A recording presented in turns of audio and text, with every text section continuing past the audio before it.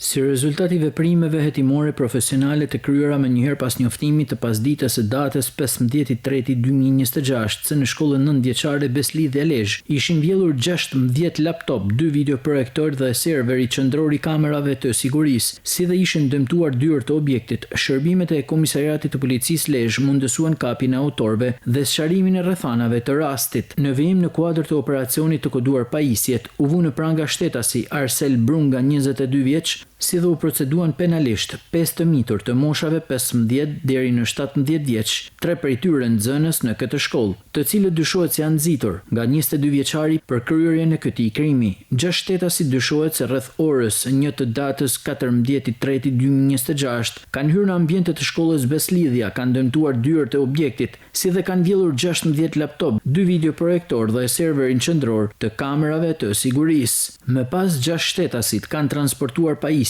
me automjetin e të arrestuarit dhe i kanë fshehur ato në bodrumin e një pallati aktualisht në ndërtim dhe në banesën e 22 vjeçarit. 16 prej pajisjeve të vjedhura u gjetën dhe u sekuestruan me cilësinë e provës materiale së bashku me automjetin tip Volkswagen me të cilin u transportuan.